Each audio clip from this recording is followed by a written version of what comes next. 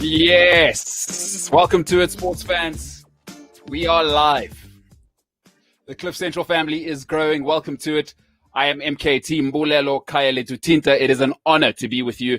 Thank you for joining us. If you are joining us, I understand how precious your time is. Thank you for spending it with us. Welcome to a different ball game. This will be the anchor show, of course, of Cliff Central Sport. A big night for us here. We're expanding the family and we are growing. The digital landscape will never be the same again. The sporting digital landscape in Africa and hopefully the world will be changed forever by what we're doing. So thank you for joining us on this journey. I cannot wait. It's been years in the making and we are here and we're ready to go. I cannot wait to bring you the best action from around the world. A lot of people have been asking, what will the show have on? What won't be on? Who won't you talk to? So let me address the first part. We'll talk Premier League. We'll talk international rugby. We'll talk cricket, mostly test cricket because I hate T20. But we will talk all of it. Worldwide, NBA, NFL, we'll talk all of it. UFC, we'll talk all of that. So welcome to it, a different ball game. We're about to change the game. Cliff Central, of course, growing and growing and growing. Africa's leading digital content hub with no competition is now in the sports content field. We're done with that. Those are the pleasantries, housekeeping. Now on this journey, my name MKT, of course, but I will be joined by my co-host, my brilliant co-host, and the fantastic and lovely Woude Muller. Woude, how are you? Hey, this is so exciting. Very, very exciting. Congratulations for finally getting this done. And I'm very, very proud of you. Yeah, very, very proud of you. Bode, for those who don't know, and I guess you may not have seen our Instagram live or social media, was an SA biathlete. I finally got it right. So that's the one where you don't cycle. That's it. So you ran and you swim. I'll tell you, let's just kick it off. We're going to introduce Bode a little bit. So Bode fell off. So elite athlete, by the way. So she represented South Africa. That's a whole country. She was the best in this whole country and one of the best on the continent. And she fell off a stationary bike, which is an unbelievable thing. So elite athlete, by the way. We're talking elite athlete, one of the best. She's won the genetic lottery. Bode, you fell off a stationary bike at a stage. Maybe we can introduce people to you by kind of telling that story before we get going. I was really hoping we can start with another story, but okay. So just before lockdown, I had an op, which means I can't run. So running is my thing. I really love it. Obviously now also I can't swim because all swimming pools are closed. And I decided to buy an indoor trainer for my bike. So I was trying to be this powerful person, very independent, and try to do everything myself. And then I didn't hook my bike in properly. So when I went to sit on it, it fell over and I fell. Eventually, I got my dad to come and help me, and now it's good, and now I can cycle. So thank you, Daddy, for helping your little girl again. Unbelievable. Folks, that's just a taste of what's to come. There's a lot more stories. That's a taste of what's to come. Bode, so great to have you. We've worked really, really hard. We've worked together for a while now, crafting the stream. But let's get going. Enough of that. So a different ball game. We're going to bring you the best of the best in sport. Today, what are we talking about? We're going to start off with a little bit of Premier League football. And then Bode will bring us, of course, the Springboks are world champions. But what can we project? What can we look at going forward? What are our hopes for the Springboks? We know that winning the World Cup is important. So we'll look at that. We'll look at the subject of the Springboks in the context of World Cups and what is possible in the future. Our guest today, he has been a world champion in the past with the Springboks. He was one of the central, charismatic, probably the most charismatic rugby player South Africa has ever produced. There's no doubt about it. No, not a single argument in my mind. The most charismatic player South Africa has ever produced. Our guest today, I cannot wait to chat to him. I'm going to save that for you a little bit later. He will be with us in 25 minutes to 30. But let's get to it. I'm going to start off with this. So, you know what people are really bad at? Really, really bad at? Is people are really bad at breaking up with partners, right? It's like when she's good looking, what we tend to do is, you know what, I can forgive the drinking. She's always coming in late on a Sunday, drunk, and I got to go to work in the morning. But she's so good looking that it's worth keeping her. I'm gonna let that sink in, because I think we all know at least one person who's in that trap, guy or girl. So it can be the female, it can be the male partner. When they're good looking, you'll let them get away with anything, because we're obsessed with shiny toys in this world, right? People don't know how to break up. Like, I don't get it. You should just move on. Like, cut your losses and move on. People are terrible at going, I've met a new partner. I met somebody who's got their life together. They've planned out the next 5 years. They've got a financial planner. They've got healthcare, and they've got a secure job and 2 degrees. Like, hey, dump your current mess and leave it for the stable relationship. But people know it's always about the exciting, flashy toy. I read an article this week. Former Manchester United midfielder, and you'd have to say great, Darren Fletcher, said something about Manchester United must find a way for Paul Pogba and Bruno Fernandes to play together. I was gobsmacked. It doesn't make sense to me. I've said this before, I'll say it again. In life, it's about production versus tolerance. All right? What does that mean? What you produce must always outweigh what I have to tolerate. I'll say that again. What you produce must always outweigh what I have to tolerate.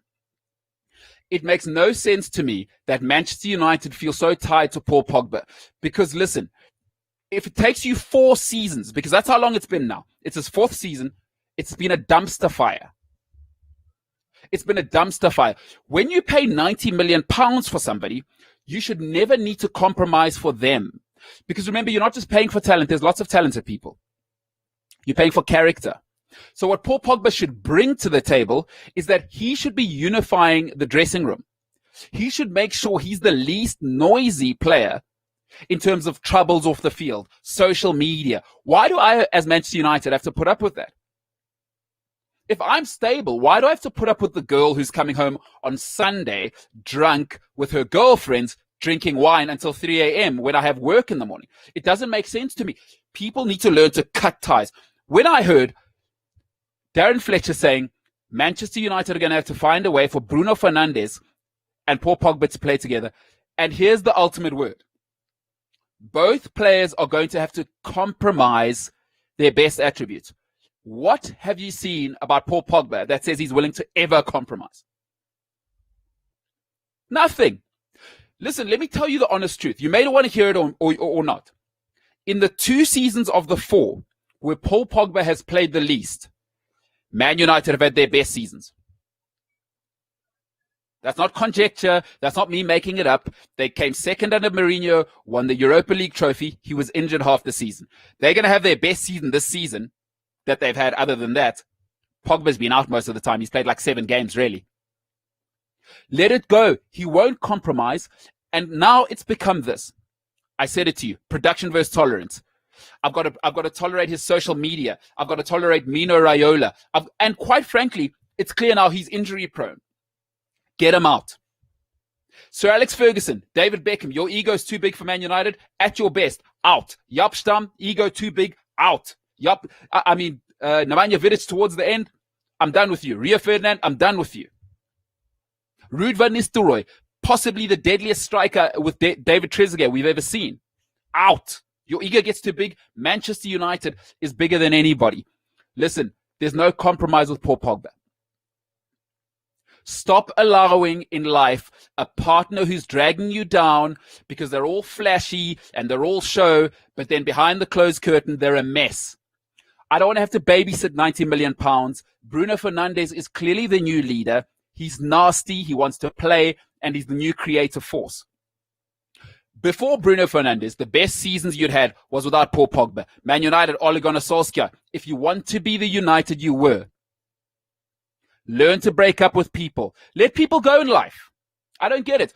Career short. Manager, you're guaranteed to get fired. Don't be held hostage by Paul Pogba's flashiness and off the field stuff. Man United's bigger. They'll keep making money. There was Man United before Paul Pogba. There will be Man United after Paul Pogba. It's a dumpster fire. Cut it now. If a girl is 32, she doesn't have health care, she's jumping between jobs still, cut her. Cut her. Get a solid partner who's got some health care, who's got a solid family.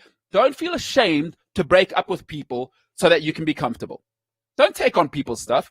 Production versus tolerance. Never let your tolerance be above what people are producing. There's nothing Paul Pogba's produced on the field that Manchester United should have to put up or tolerate with. His production hasn't been above tolerance. Mino Raiola's a nightmare. Paul Pogba's a nightmare. If Man United want to be the great Man United again, start with Pogba, root it out, get him out. Get him out. I don't want to hear it. I don't want to hear compromise. He hasn't shown me one thing. Listen, my mother always used to say something to me. When people show you who they are, believe them the first time. When people show you who they are, believe them the first time. Paul Pogba's already shown you. Don't really care about football. I want to be on Instagram. Great. Move on. Get to PSG. You can wear a Jordan brand for the rest of your life. Get them out. Man United's bigger than that. If they don't get Pogba out, I guarantee you no top 4 next season. Have your say. But that's my take. There is no compromise. Bruno Fernandes is the new leader. Ole Gunnar Solskjaer has to make it happen. Take a cut fee. 50 million pounds. Whatever. Get him out. 40 million pounds. Get him out. Man United will continue to be the biggest sports club in the world without him. It's time to start winning. If they don't win next season, Ole Gunnar Solskjaer, you're gone, and Paul Pogba will crumble your dressing room. There we go. I've had my say. I would love to hear what people have to say. Man United fans, tell me I'm wrong. 50% of the seasons where Pogba has been injured, when he's played the least in the last 4 seasons, Man United have been at their best. That's all I'm saying.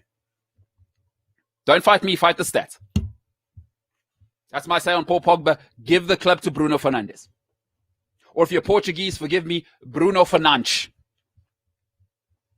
Bruno Fernandes. Man United, Premier League's back, Wednesday, cannot wait. Paul Pogba, get him out of there. Mino Raiola, get him out of there. That's all I'm saying. I'm done. I'm done with it. I'm done with this guy. Manchester United. How the mighty have fallen. Held prisoner by an Instagram star. Unbelievable. Absolutely unbelievable.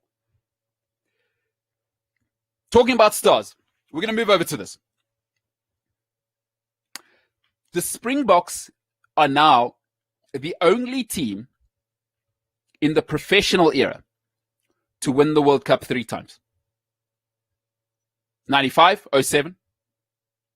And then we saw what Siya Kolisi and Rassie Erasmus did recently. What are we really capable of? Can we become a dynasty? All Blacks have done it. Can we do it? With that, I'm going to hand you over to the skippers with Woude Muller. I'm a super happy person because I got to watch rugby this weekend, and not just rugby, but absolutely brilliant rugby. The game between the Highlanders and the Chiefs were just so exciting, and I think Gatland's probably going to disown his own son for that drop goal. But if you want to talk about this weekend, you have to also talk about Dane Cole's try. And then the absolute thing is this picture of Dan Carter and Umanga, the water boys. I mean, imagine having those two as your water boys next to the field, Mbolelo. And let's just remember, Carlos Spencer was on the other side, on the Hurricane side. I would freak out. Yeah, it's got to be the best backline water boy team in the world. Absolutely. I mean, Dan Carter still looks like he's a supermodel. Tana looks a little bit more mature in this picture, but the worst for when. It looks a bit like a candle that's melting, but I'll leave it there.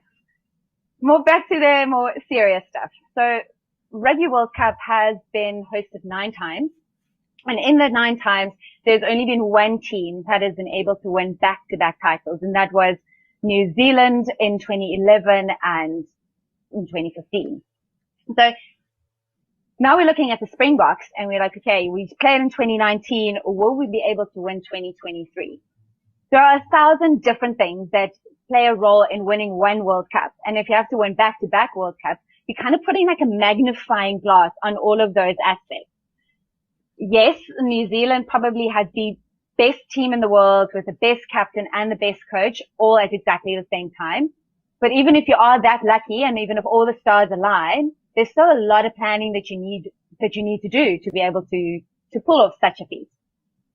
But I think there are two things that are probably the most important as your player management and your succession plan. And those are the two things that New Zealand got down to an absolute T. I mean, Stephen Hansen being involved in the whole setup with Graham Henry, taking over from Sir Graham Henry, where he laid the foundation, and Hansen just tweaked it and he made it even better. And that 2015 team was just the best rugby team I think we have seen in the professional era, or ever. But if I just have to pause that there for a minute and look back at moments in the Springbok rugby. I mean, 1995 and 2019, we probably didn't have the best team, but we had a lot of emotion and a lot of culture that gave us an edge. 2007, on the other hand, we probably won this one with exactly just the player talent that we had. We had names like Victor Matfield, Bakkies Botha, Skalkberger, Johan Smith. We had Bismarck du Plessis, Osterrand and Beast, Brian Abana, Jacques Fourie, Percy Montgomery, Frans Steyn, and then we can finish this list with Fourie de Preer. Not even finish it, there's even more to come. We had if we had a proper succession plan after this, what do you think our chances would have been to actually win the 2011 World Cup? Because 18 members of the 2007 winning squad was part of the 2011 squad. So that would have been a perfect way for us to have seen, like, yes, carry on with this, tweak your, that plan that you have and just make it even better. So what if we look at what went wrong? I mean, it's basically pretty simple. We have no succession plan and we change everything after a World Cup. Now, I might get a lot of backlash for this, but imagine if we appointed Alistair Coetzee straight after Jake White. Now, I don't like Alistair. I've never liked him. But if he took that group of talented players and he took Jake's template that he created and he just carried on with that, 2011 probably would have been a completely different story. But instead, we pick a completely new guy with his own ideas, his own ego, and he changed the entire setup. Now, if a coach leaves, the assistant coach leaves, which means the consultant leaves, if it's a defensive consultant or a tackling or kicking consultant. Your medical team changes, your physio, your bio, your doctor, your strength and conditioning coach goes, even the baggage guy goes. So your entire team culture is now all of a sudden gone. And then we jump from Peter de Villiers, we jump to Heineke Meyer, and then we jump back to Alistair Coetzee, and it's just whole time it's all of these changes. And what happens when something like this? I mean, in the first 126 years of South African history, we have lost once to Wales. We never lost to Italy and Argentina. And we haven't lost to England in 10 years. Then this starts happening. These people start taking over. And all of a sudden, we have the worst moments in Springbok history that we probably could have had. We lose 5 games in 4 years to Wales, 3 games in 4 years to Argentina. We lose to Italy. We lose to Japan. We went down to the worst ranking on the world rankings that South Africa possibly has ever been. And then we have an absolute biggest defeat. There you can see that list. Biggest defeat against the All Blacks in 2017. Let's just go through that. We lose 5 games in 4 years against Wales, 3 games in 4 years against Argentina. We lose to Italy. We lose to Japan, consecutive games to England. Springboks fell, and 2017, the biggest defeat against the All Blacks. And this all happened in the span of 10 years. And finally, after 10 years of embarrassment, we find a guy who actually gets it. Rassie Erasmus. Now, he knows what he wants to do. He knows where he wants to go. And most importantly, he knows how he wants to do it. So when he took over in 2018, he started building the team culture. He picked a squad of 31 hardworking players who trusted each other. I think he had the motto who said, we need the right players, not necessarily the best people for the job. And he realized that what happens off the field impacts what happens on the field. And now all of a sudden you can start seeing the similarities between what we are trying to do with our succession plan and what New Zealand did in that time when they won back-to-back World Cups. So if you start looking at these things, it looks a little bit more positive than what we had before. So Rassie started creating this very detailed plan. For one example is Felix Jones, who was the fitness coach and who played a massive role in the World Cup win last year. He moved to the Northern Hemisphere. So there's a continuity between all our players in the Northern Hemisphere and our national side back home. Rassie managed to get all the unions and all the local coaches to buy into his plan. And to put the cherry on the cake, we got a great team for 2023. Our 2019 and the core of the 2019 team will most probably be the core team of 2023. Some players have retired, yes, but then there's also this great group of youngsters coming through. So 2023, the Springboks will have this mix of very experienced players and then young talent with flair. I do understand that a lot can happen in 4 years. I think the only thing that probably wouldn't change in 4 years is I probably still won't like Mbulelo then. But if you look from a Springbok point of view, he put the right people in the right places and he's got a working setup and a working template. So all he has to do now is he just needs to tweak his current template a little bit, make it version 2.0 or 3.0, and he's going to have an absolute winning combination when it comes to that time. We've got a healthy culture. I've said this before, very healthy culture in South African rugby at the moment. We've got happy players who feel comfortable no matter their background. So I really think that this is a great start for us and a great way to start building onto that. And I think and Rassie and Jacques Nienaber, I think we really have a great combination of where we can go. Yes. Do you think we can win the World Cup though, back to back? Like I said, a lot can change in 4 years, but what we have now, I do think that we're in a very healthy position to be able to win it again. I think we've got great players. I think we've got a great, youngsters, very talented youngsters coming through.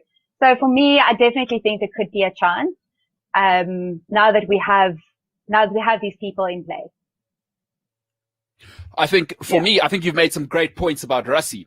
For me, the greatness of any dynasties, what was great about Hansen is that you have to be willing to drop people. So we've got, for me, what I consider the biggest competition in rugby, the British Lions. I think the Lions is the most important competition in world rugby. I don't care about the World Cup. I think the World Cup's the third most important thing, but we're talking about it now. I need to see after the British Lions series, I need Rassie to cull a few. And I'm talking guys maybe even in their prime, because what people need to understand about dynasties is that winning is a particularly rigorous exercise.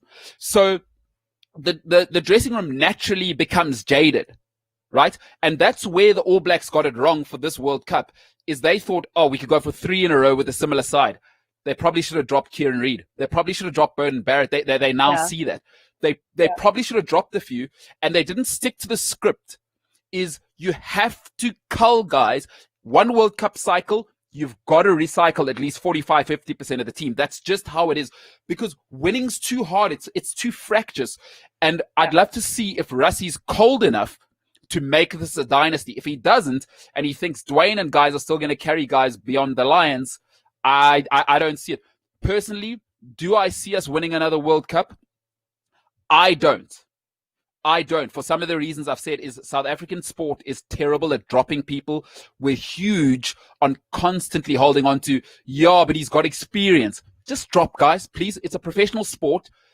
Keep it going. Keep it fresh. You keep a core, but you got to be willing to cull 50% after every World Cup. That's all I'm saying. So for me, I'm out. I do think Rassie has proven to us that he's not necessarily scared to make the unpopular choices when it comes to a lot of things. And I don't think he necessarily cares about the criticism that he might get from the public.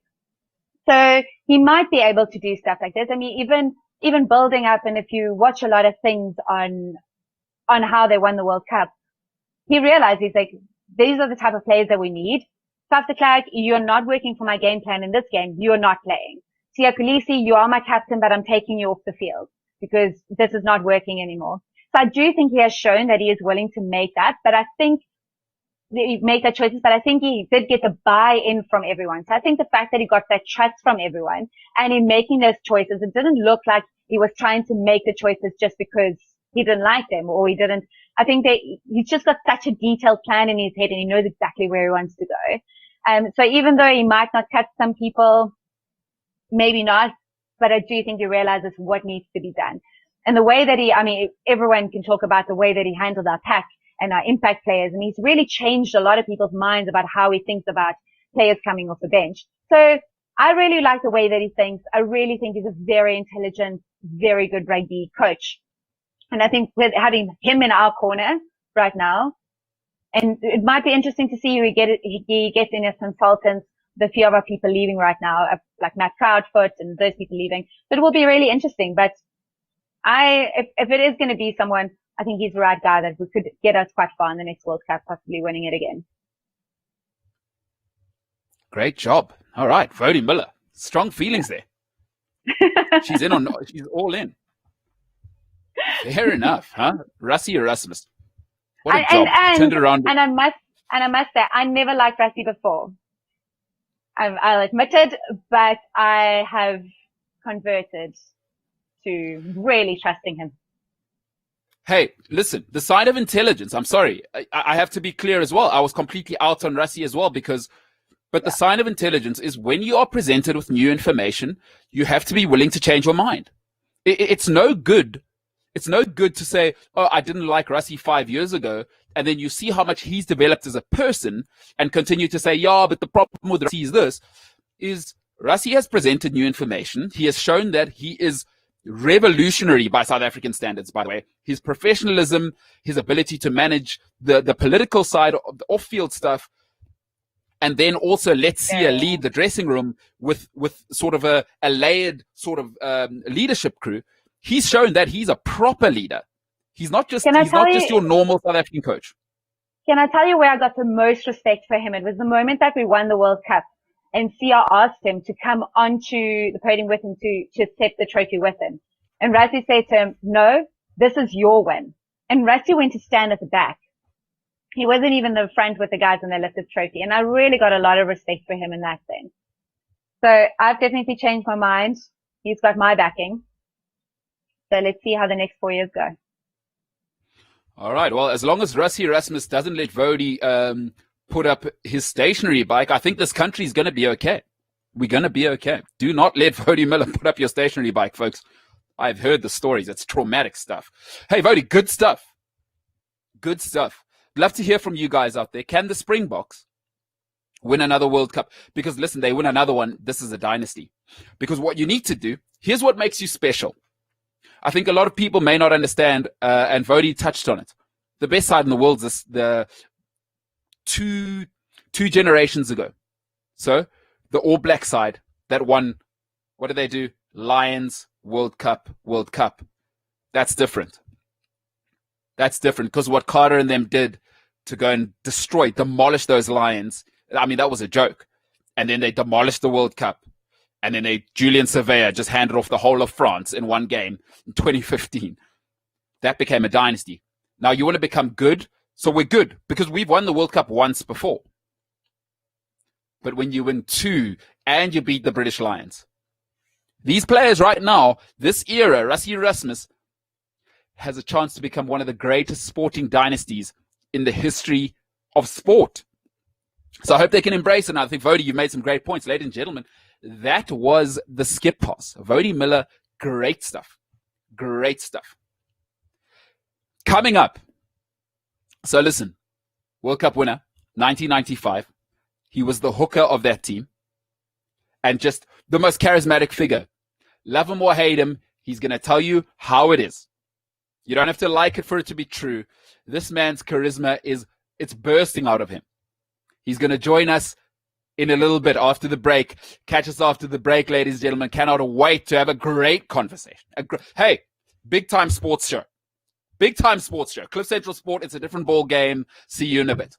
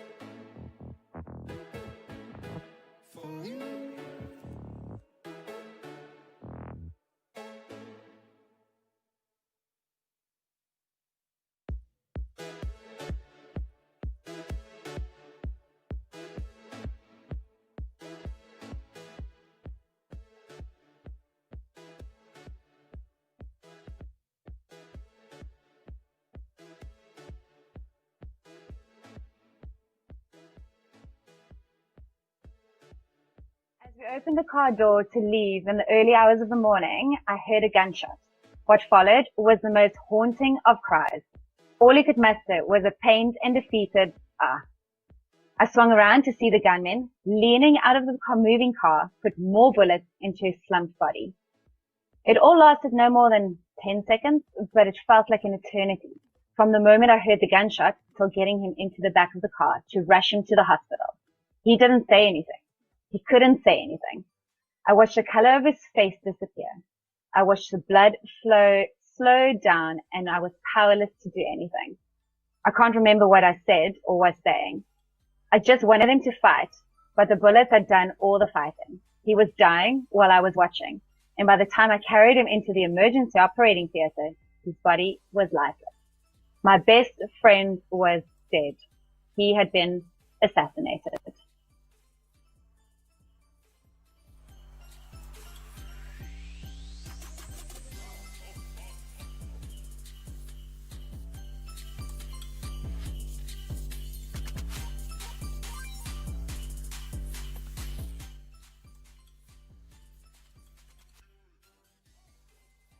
Those haunting words, by the way, not from a movie. That's somebody's real life. That happened to somebody. Imagine that, having to carry your best friend into an emergency room. Blood-filled, I'm sure. That happened. That happened to our next guest. Let me introduce him. Ladies and gentlemen, introducing the man who will beat up James Haskell very, very soon in a cage. He is a 1995 World Cup winner. He is a man in 97 who was a part of the greatest, possibly the greatest rugby team to ever play 17 test matches in a row under Nick Mallett. Ladies and gentlemen, Jeppy's finest son, the rough and tumble, the man who shoots straight, coming fresh out of the south of Joburg, but ladies and gentlemen, James Dalton. James, how are you, big guy? Oh, and Bode, it's indeed an honor to be on your show. And Cliff Central, so good work, guys. Certainly up in the standard. And I enjoyed your chat on United. I'm a big United fan. And Bode, I'm glad you liked us.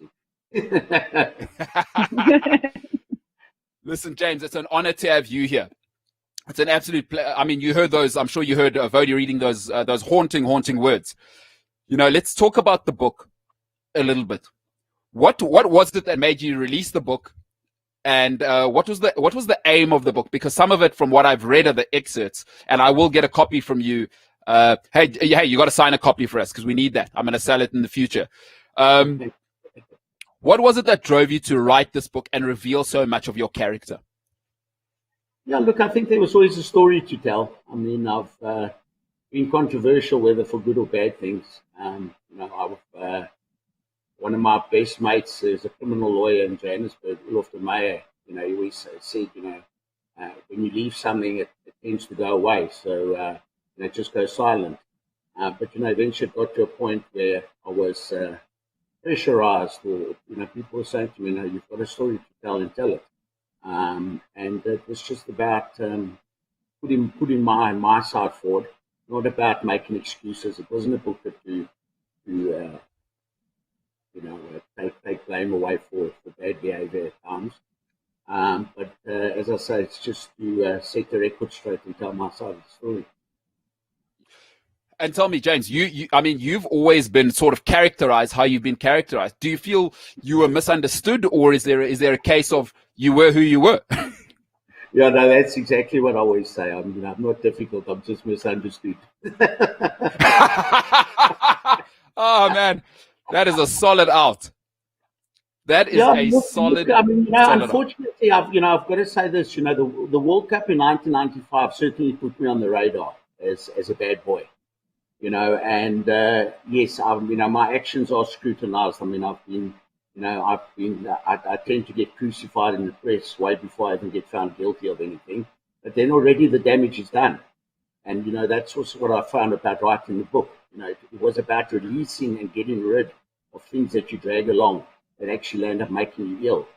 And that's if I can give anybody advice, it's very important to do that. Go through a cleansing process where you either admit to your flaws, and you let go of things that have been haunting you, because it plays out later in life in other ways that could be detrimental to people around you that you love.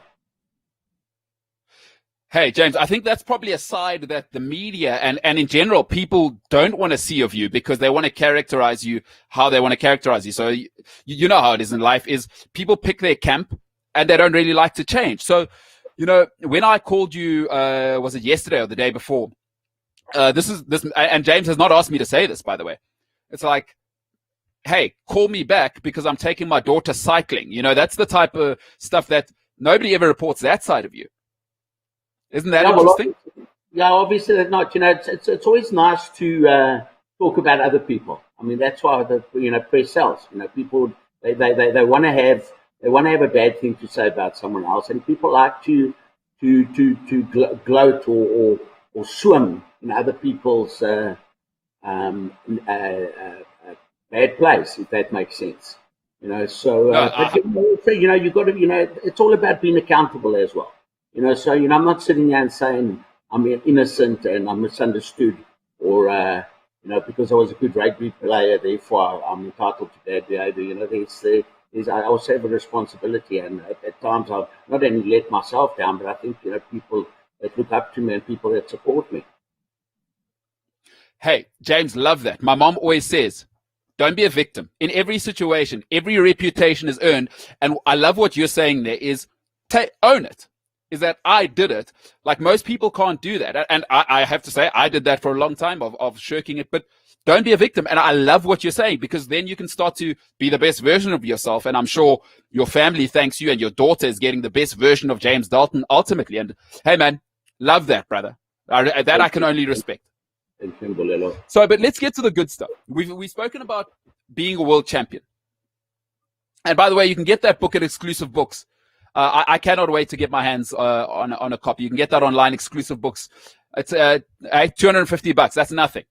That's nothing. That's a meal out these days. I'm delivering in high heels for you.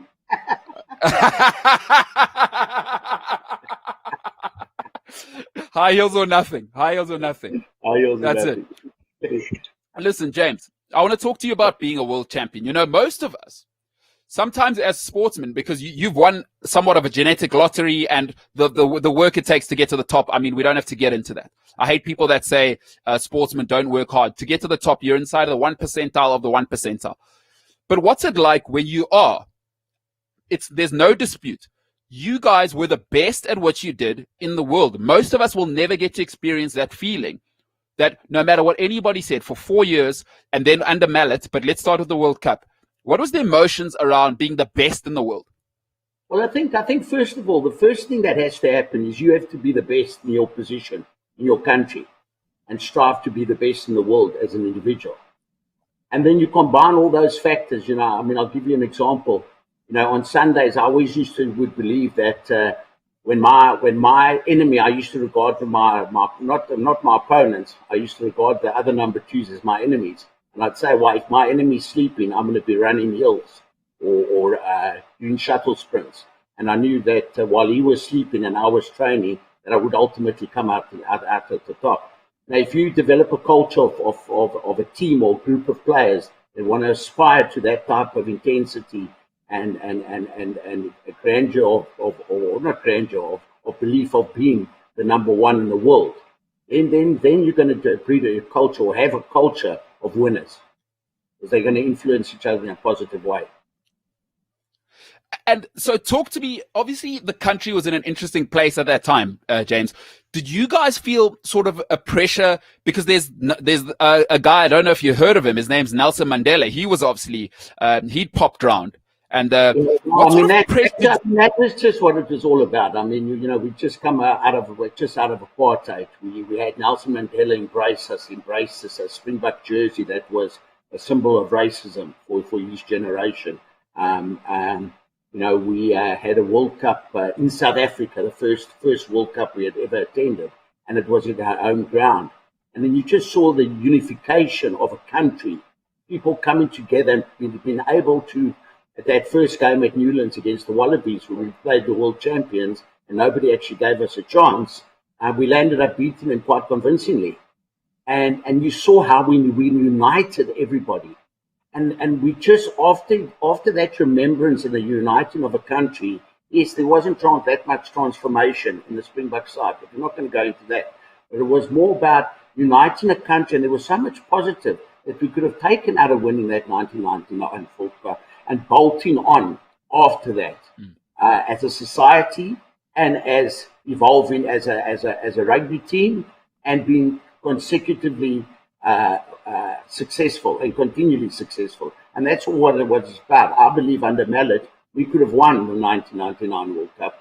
Apart from it, and I think Mallet, excuse my language, he was the cause of the undoing of that legendary team that won 17 tests in a row. He fucked that up. Hey, we're going to come back to that. Put a pin in that. I want to go back a little bit to the World Cup team. There was all this myth about a certain guy, Osturant, who held you up for a couple of years. Is it true that he was was he the fastest over 40 meters in the team or in the pack? Is that myth true or not? He was second to me. Come on, what's wrong with you? All right, I'll let you someone else is faster than me. Now listen, also had exceptional pace for the size of the man. He was a freak of nature. You know, he was one of those guys. I played against him for SA Universities when he played for SA Defence. I was still the captain of that SA University side, and already then you could see that Oscar was going to stand out. And I had the privilege of playing with him in Free State for Free State under 20s, under the legendary Pat Woude. And Oscar was, like I said, an absolute freak of nature, a big, well-built man. He didn't even go to gym. He didn't even know what the inside of a gym looked like. Had all the scrumming ability, all carrying ability, and he had pace. I mean, that combination just makes for a rock star rugby player. Yeah, no, he was a different breed. So let me ask you two more questions. Two other people that are obviously huge in that team. What made Francois Pienaar different from everybody else, and what are your thoughts and relationship like with him now? Was he a special leader? I've met him once or twice, number one. And is Kitch Christie the most unifying person you've ever met in your life? Well, look, I mean, I'll go back to Kitch. Obviously Kitch was the one that nicknamed me the Bullet. You know, when he joined Transvaal, he didn't know anybody's name, and obviously he chose Bullet. You know, I've heard of worse nicknames, so I was quite happy with the Bullet. I'm brave easily, you know. But Kitch's ability, he was a custodian of the game. I mean, he studied the game backwards. I mean, he would like, for example, say the fly for the fullback kicks with his left foot. Let's kick, if we're going to kick down that channel, let's keep it on the left-hand side of the field so that you minimize his angle of kicking. So his left foot's kicking to the left touchline where he doesn't have a lot of angle. And he would know, identify when to play the blind side, when to kick the ball. He was generations ahead of himself. I mean, he was pretty much, I would say, like an olden day, without the technology, Rassie Rasmus of today. Wow. With regards to Francois Pienaar, Kitch and Francois had an unbelievable relationship. So, Kitch would sit with Francois, go through what he wanted to achieve, and Francois would come and then carry that message over to the team. Francois certainly led from the front, which was inspiring. He was a captain of enormous discipline. I mean, we would go through training sometimes a whole week and not actually drop a rugby ball. Kitch would have the policy, if you even arrived late for training, you'd have to acknowledge him and he'd tell you to get back in your car and leave the training and come back tomorrow on time. So, and Francois, it was a bit, as I say, everything changes and we've got to embrace change, and sometimes we don't do that very well. But I mean, Francois, if he said stretch with the left leg, or your left leg now, then you stretch your left leg. If you are going to do a shoulder stretch and it's the right arm, you're going to do the right arm. And that's how, that was the culture. So it was, the foundation, the building blocks that Leighton achieved that pinnacle of us winning the World Cup.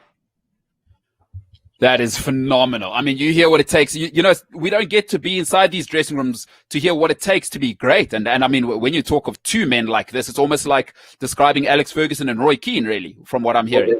Just two men setting the bar. It was a match made in heaven. And as I say, then you had the Madiba magic. So it was just a winning formula all the way. And then obviously playing at home in the first World Cup. I mean, come on, what more do you want than that?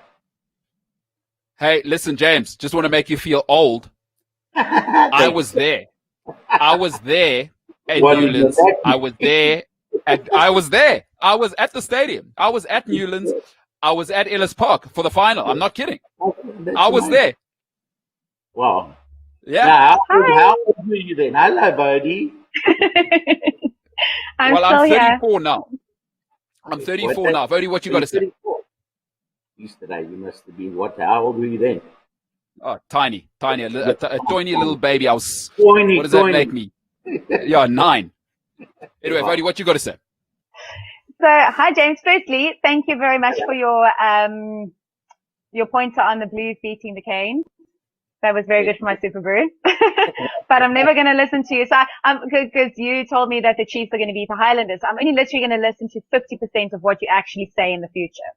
As I said, Bode, you can't get them all right all the time. We spoke on the phone and he's like, yeah, you're going to have to get them wrong sometimes. My first game, I get wrong. Anyway, well, listen, I happened to help a friend of mine with his Super Brew. He was last on his Super Brew and he would phone me for a bit of insider trade. And I got him up the ranks quite smartly and very quickly. So okay, well. So, James, you and I are talking about being very united in the 1995 World Cup and United team. What is your relationship, and Mbolelo asked this, what is your relationship now with most of your teammates? Do you still see them? Are you guys still close? Yeah, I've got to sadly say this, is that we've all pretty much, so let me go back a bit. So when we won the World Cup, we then obviously became semi-professionals and we signed those big World Cup contracts. We went from earning 7,500 rand a month, wanting Doc Late to up our salaries to 15,000 a month. And he walked into the boardroom and he said to all of us, you know what, I'll tell you what I'll do for you. I'll fire all of you and buy a new team. And then we landed up securing those professional contracts and earning like 120,000 rand a month for 3 years in a row. Wow. So, sorry, Bode, I just got a bit distracted. Just go back. What was your question there? No. So I just wanted to know, do you guys still have a relationship now after being such a united team back then? No. Unfortunately, I still speak to some of the guys when I see them. I still make a lot of contact with Francois Pienaar. He's also Cape Town based. But unfortunately, things change. Life goes on. You drift apart. You get married. Some guys get divorced. Some guys leave the country. And life unfortunately goes on. And you become scattered. You've got to tend and provide for yourself. And it's quite sad that you think, we try and have these reunions with the 1995 World Cup guys, and eventually, for the first 2, everybody attended, and now not even 7 players reply to a reunion. So amazing. I suppose it's a sign of the times, guys. You live in an ever-changing world with ever-increasing pressures, and society reinvents you. Sure. And great points. I think. Can I ask 2 more questions? Yeah, go ahead, Bode. Yeah, go ahead. Sorry. I'm ready. Who's the best coach in Who's the best coach and the worst coach that you've ever played for? You know what? There's a couple of coaches that for me were the best. Certainly, obviously, Kitch Christie. He was like my Gus D'Amato for Mike Tyson. So I always regard him as my Gus D'Amato. Andre Markgraaff I really enjoyed. And then obviously Nick Mallet. Been so successful, with those 17 consecutive test wins. The worst coach, unfortunately, and was one of the greatest rugby players, was Carl du Plessis. I mean, he was, the Prince of Wings, but he knew nothing about coaching. In fact, you'd get up out of a team talk before you go to play a test match, and you think you're playing a soccer game. That's how confusing his message would be, And then also, unfortunately, as a teammate, Rudolf Strauly, who I love and adore, and I've got all the time in the world, shared a lot of success with him. Great person, great character, but he was also just clueless. He wasn't a coach's ass. A good player doesn't make a good coach. There we go. Quite true. Very, very true. Yeah. Wow. And sometimes guys that have never really excelled in their sport also tend to sometimes also make the best coaches. Yeah. Yeah. No, for sure. For sure. Yeah. Listen, I want to move on to that coaching kind of thing. So your next dynasty that went ahead, right? You had Mallet and you guys created history together. You alluded to it just now. You said Mallet brought it all to an end. Let's get into that. What happened there, James? Because was it Neil Jenkins? I think it was Wales that broke our that streak. So what happened? How did that dynasty unravel? We lost to England. England. Where we could have won the Grand Slam. That was, we had equaled the All Black world record of 17 tests. And if we had beaten England on that day at Twickenham, we would have excelled their record of 18 unbeaten. And what unraveled that dynasty? You did mention it just now. Where did it all go wrong? One thing that was good with Nick is that you always knew who number one was going to be. In other words, if I went on tour, I knew I was going to be the number one hooker, and Ranaka Drotsky and a Christian So, for example, would know they were going to be number two.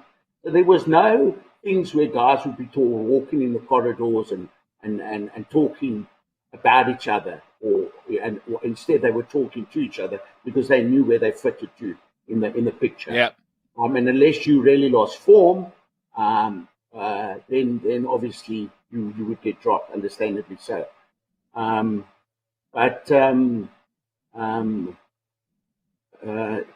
Shit, I've lost my thought again. So I just want to know, how did the dynasty fall apart? Because you said Mallet caused that. We were leaving to go on the 98 tour, and we trained at St. Stithians, and we just finished training, and we were standing in the huddle, and Nick Mallet said to us in these words, he says, "None of you must think you fucking guaranteed of your position in the side." And we all just looked at each other, totally dazed and confused. And then also, unfortunately, there were a lot of broken players at that stage. We had a long run of being unbeaten, and injuries started creeping in. And then obviously there was the Skinstad factor that started rearing its head on that tour, and that also had a big effect on where you've got like Nick Mallet wanting to choose Skinstad over Andre Venter. And you have team talks, and you're not even allowed to raise issues around Bobby Skinstad, and you get your head bitten off. So that was the real undoing of it. And I believe if Mallet kept his composure, we could have won back-to-back World Cup. We could have won the 1999 World Cup. So the whole Bobby Skinstad thing was, you think Skinstad getting picked was the end of the great dynasty? Well, absolutely. It was certainly one of the catalysts, and I don't care what anybody says.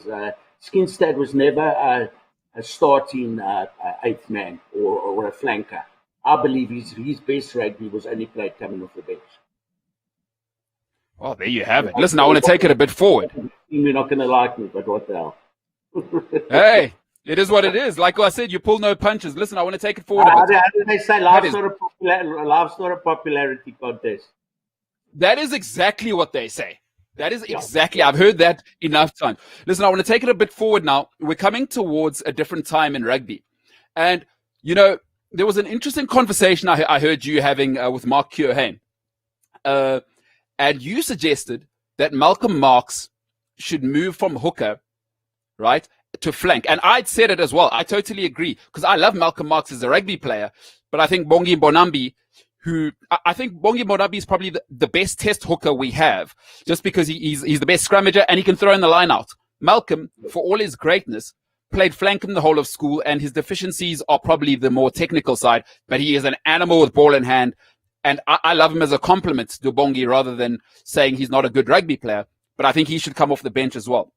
But we're seeing a different type of hooker now.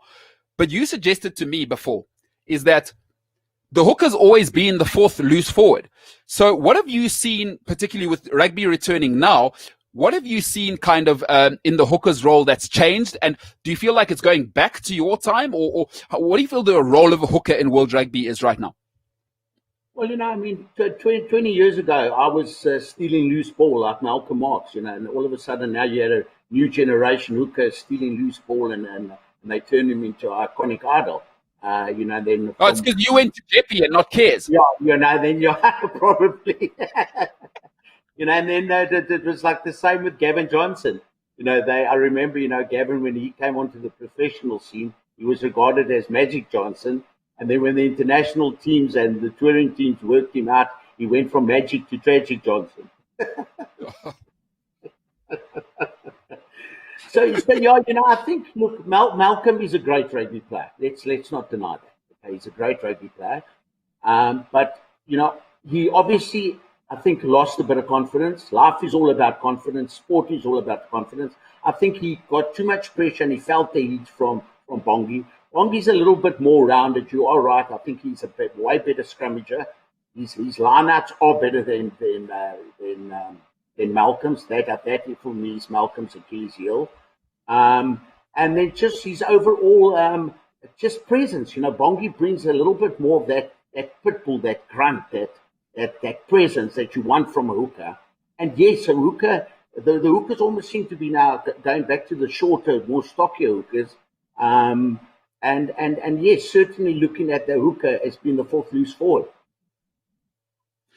And talk to me from a technical side. We've seen a bit. I was watching the New Zealand games. Quite a lot of driving happening on the 6 ball rather than the 4 ball. What do you think's going on there? And, a lot of people don't understand forward play, and we just watch it and go, well, who cares if they throw a 4 ball or a 6 ball? What are you seeing, and why do you think? When you're throwing the ball to the front of the line out, basically what you allow is you allow the opponent's loose forwards to stand out and put pressure on your attacking play. So either with the pressure on your scrum off, your fly off, or just your general first ruck or more setup. When you're throwing the ball at the back of the line out, you're pulling in everybody. So those loose forwards that are standing at the back of the line out have to now be the first people engaging that drive to prevent that drive from getting momentum. So by throwing the ball at the back of the line out, you're literally committing an entire pack into that, which allows more space for your backline to attack with. And James, these new rules, good, bad. What do you think of this first weekend? Yeah, look, the rule changes are interesting. Look, obviously the tackle law is going to be a big concern to me in terms of red cards and yellow cards. Obviously, there's a lot of factors. So, you can see when a guy's going in with malice. You can see when he's purely hitting with his shoulder. You can see when a guy's not using his arms. I mean, those things are obvious. Obviously, you've got factors where the ball carrier is going to duck down into a tackle. And you're going to get times where the initial contact starts on the breastbone and slips up. To me, that shouldn't be regarded as a high tackle. But obviously, I understand they want to make rugby safe and improve the quality of the game.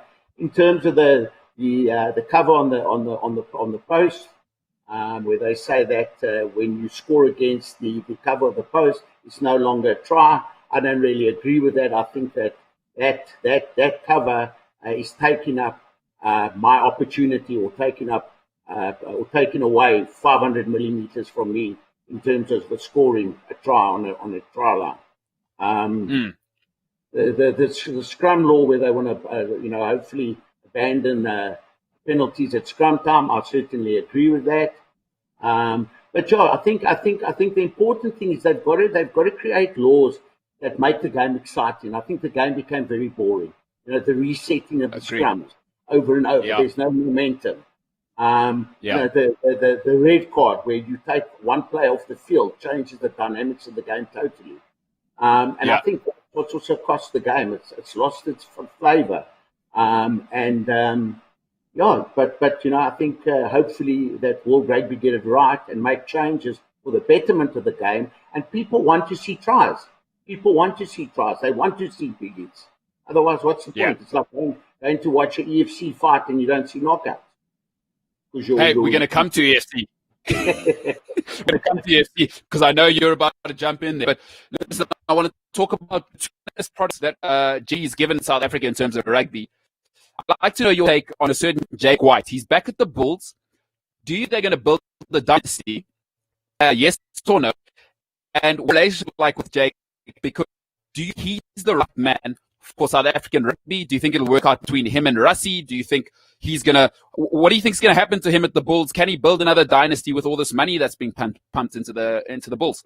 Well, look, you've got to look. Rassie brought in transformation. He brought in consistency.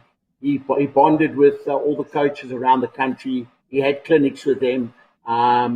So he's got a winning formula, working formula at the moment.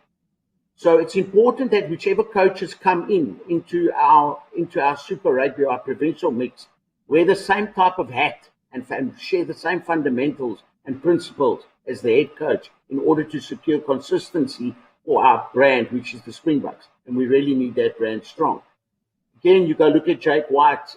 When he left South Africa, he wasn't very complimentary of our rugby players in terms of saying we're not that talented. When asked about us, are we going to win the World Cup and are we going to beat England, saying no, he's not. Now he's coming into an environment which I'm surprised they've actually even let him back into South Africa and coach. Unfortunately, Jake has that type of personality where he burns bridges. Wherever he goes, the minute it doesn't work out for him or he leaves, he has a lot to say, and that is only just negative stuff. Yes. Why do you think that is? I think it's just his Why do you think he burns bridges? I think it's just his personality. He's just a cantankerous, whiny little bitch at times. Look, he's at the Bulls. You can certainly see there's a lot of movement, a lot of things going on at the Bulls.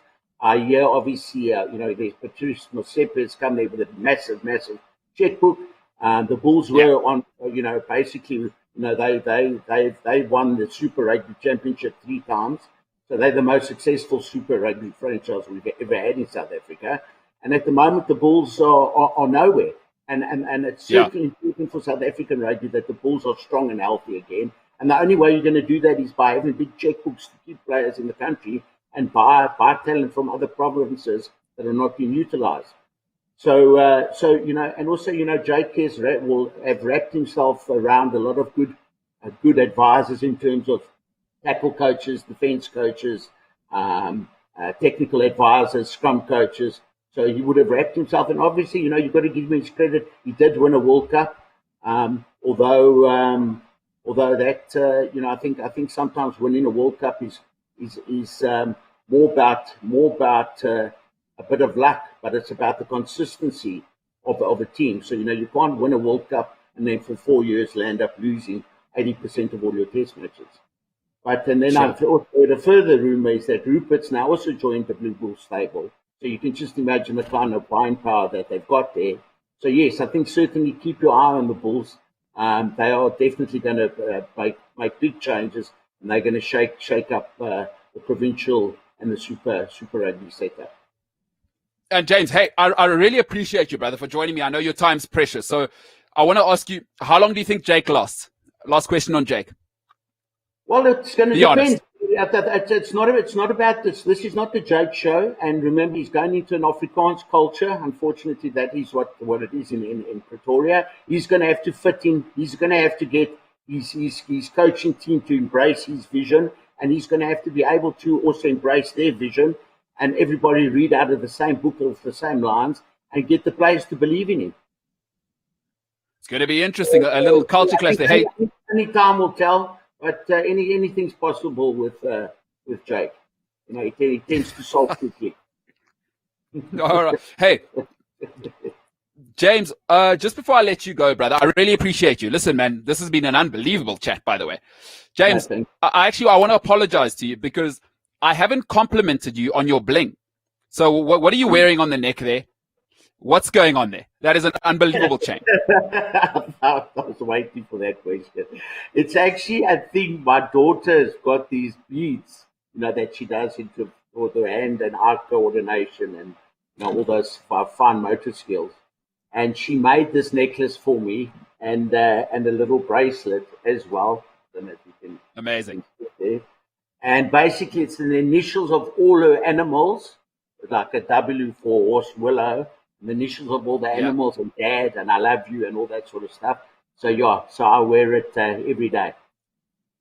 There you have it. That's what matters to James Dalton. Hey, James, I'll tell you what, if she makes another one, I'd like you to send it to me with a signed copy of your book. I'm going to put it in a safe, and it's going to be my investment package because I'm going to sell it to you. Brother, you're one of the most dynamic humans to ever live, and I love you for joining me.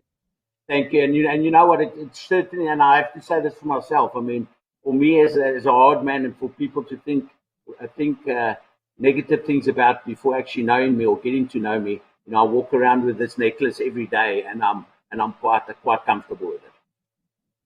Got you. Listen, James, I've got some questions for you. Yes. Mark LaRue, one of our listeners, has asked, what sort of conversations go on between hookers when the scrum is set? Just take us into the heat, into the cauldron. Yeah, look, you don't really have much conversation, but what it is more about is it's that engagement, So in my generation, there was no crouch, pause, engage, or pause, crouch, engage. It was we could basically hit each other from like half a meter or meter away. So what you would initially do is actually aim for your hooker's eyebrow or his temple. With your head, and eventually get him to land up trying to duck his head away. But now and again you get an opportunity to maybe it's like that story with Keith Woods and myself that's going around, where I said, listen, I know what you guys are going to do in this move. You're going to throw the ball in the run-out and we're going to come around and I'm going to fucking kill you, I said to him. And he went to the referee and he said to the referee, Mr. Ref, did you hear what he said? He said, what are you going to do about it? He says, I strongly suggest you don't go around the front of the line-out. What a great answer. Oh, man. Dave, what else you got for us? Any more questions for the bullet before we let him go? And James, before I take another question, talk to me about who's the best hooker who's the best hooker or rugby player you've ever played against? One where you thought, oh my God, that's from a different planet.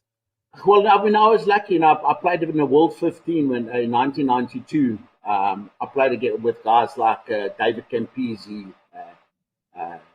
There was guys like the Brook brothers. Vincent Brook was a phenomenal rugby player. Ruben Kruger was one of the toughest and hardest men in South Africa. My generation of hookers was Federico Mendes, Keith Woods, Phil Kern, Fitzpatrick, and myself. So I mean, you can just imagine, those 5 iconic names. If you had to ask me to mention the top 5 hookers in the world at the moment, I'd battle to even come up with a name apart from my local Springbok heroes, No, I got you. I know. Hey, great answer. Oh, you've just brought up some names. Phil Kearns. My goodness, what a player he was. So another question here, James. What were the dressing room confidence levels like arriving at the '95 World Cup? No, look, they were phenomenal. I mean, we had just trained so hard. I mean, Kitch trained us to the point of absolute breakage. I mean, we would train, we would have a 2-hour session, and then we'd have those power half hours afterwards for 30 minutes. That would actually be like you do about 300 step-ups with dumbbells in your hands. You'd be doing push-ups, you'd be doing sit-ups, you'd be doing so. So we were just so conditioned, and we just had that belief. We were tough. We were mentally tough. We were physically tough, and we were conditioned. We had a team that knew each other, had a good leader in terms of Francois, and again, the country behind us, 40 million people at the time. James Dalton, listen, I cannot wait to see you beat Haskell up in the cage because it was like I can't wait because people don't know that you're an EFC guy. They get what's that? I said I'm sure Haskell will have a different opinion of that. Oh, he's welcome to his opinion, but I can't wait to see you pulverize that guy. It's going to be awesome. Sorry to interrupt you, Bulelo. It's like they say, everyone's got an opinion, like everyone's got an arsehole. I believe that was Socrates, if I'm not wrong. Ladies and gentlemen, the great, the one and only. James, I'll give you a call a little bit later because this has been a great conversation. We have a lot more to cover. I want to save it for another show. Thank you, Cliff Central and Mbulelo and Rhodey. Thank you so much for having me on the show, and I wish you guys everything of the best. Keep safe. Stay safe. Look after yourselves. You're the greatest. You're the greatest, brother. You're the greatest. Ladies and gentlemen, the one and only, The Bullet. Go and get his book, Exclusive Books. The James, Mark Keohane did a great job from what I heard. James, appreciate you, brother. Thank you. Thank you, Bode, for your time. Much love. It was nice to see you. Thank you. Likewise. Digitally. Virtually. Thank you, guys. Wow. Great convo. That was a great convo. A living legend, a World Cup winner. And hey, this is sport the Cliff Central way, guys. That was unfiltered, raw. You are never, ever going to hear it that clearly laid out for you. That's what we're going to give you. He's one of the greatest to ever live, World Cup hooker. One of the greatest to ever live, and you're never going to hear a more honest conversation anywhere. No platform will give you that latitude, but that's what Cliff Central is going to do.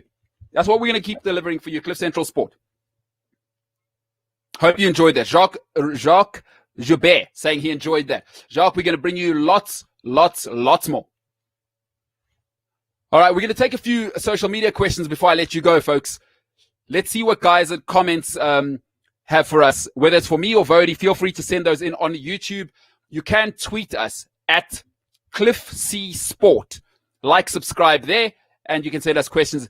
Dave, what you got for me? Pimo, this might be directed to Bode. Rassi staying on as director of rugby and get someone who shares his view from senior side to the under 20s and finally to the Craven Week setup. Thoughts, Woude Muller? Yeah, look, Rassi being director definitely needs to look at all the levels of the rugby, but I don't think our school rugby is really a problem at the moment. We are so professional at school level that it's just literally working on getting the players through the ranks, getting them to the under 20, slowly start building them into the senior side and really just managing them to go into those senior sides. I mean, if you look at the 2019 squad now, the 2015 or 2014 team that won under 20, it was your Arge Snyman, Malcolm Marks. It was those kind of guys that played in the 2019 World Cup now. And this is going to happen in the future with our 2023 World Cup. Our under 20s are really strong and the youth is really strong. The problem just comes in by transitioning them from junior rugby through the ranks to the senior team. Awesome. All right. Well, there you have it. Pimo Mucheko was that. Hein Bazadno, it says, that was the big success of 95. Francois Pienaar wasn't the best player, but he was the right person. Hey, Hein, couldn't agree more. Couldn't agree more. I think that's a great statement. Anything else you got for me there, Dave?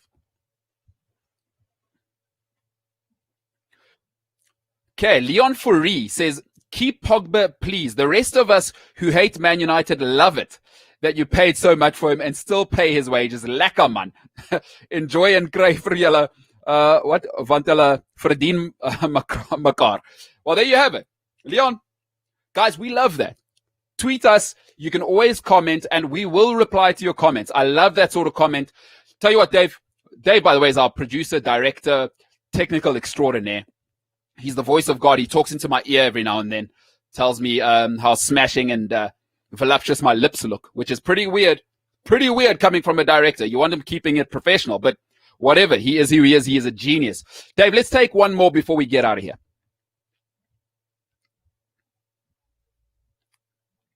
Rikus Swart says, we don't have a lot of old bullies in our team. This was a relatively young team who have won this World Cup. Come 2023, this team will be much better. Most of the players will be at their peak in 2023. So Rikus agreeing with you there, Bode. Yes. I like people agreeing with me. I mean, they can't disagree with me because it's so on point to what I said. No, it's definitely true. And like I said, I think it will be a great combination between the senior players at that point and then a lot of youngsters coming through. And we'll definitely touch on the youngsters who are up and coming and who I think will definitely be playing in the 2023 team. So keep listening and keep tuning in to hear what I have to say. All right. Well, there you have it. Oh, that's what our people in the socials. By the way, Bode, because you're old, you don't know. Nobody says social media anymore. You say the socials. Oh. Just thought I'd let you know. Yeah. Because you're a bit of a spinster, so you don't really know how the young kids talk. No, I don't. Hey, Woude, great show. By the way, great show. So, folks, for today, that is it. That is it for today. That is a different ball game for today. Thank you so much. And I say this from the bottom of my heart. Today's the first show, but that's the type of quality we're going to bring you. World Cup winner, that's our first show. We've got plenty more lined up. Ladies and gentlemen, I know you could be anywhere doing anything with anybody else, but the fact that you've chosen to be with us, the leading Africa's best and biggest digital content hub, Cliff Central, will now bring you Cliff Central Sports Monday to Friday, 7:30 to 8:30-ish every single weekday. It's been an honor. Thank you for choosing us. I look forward to seeing you tomorrow, because I know most people are going, oh, it's a public holiday, going to take time off. Not us. We are on tomorrow. Look out for our social media handles. Subscribe, like, share the YouTube channel, and let the revolution happen. The digital space is here. Ladies and gentlemen, I will see you on the other side. It has been a different ball game.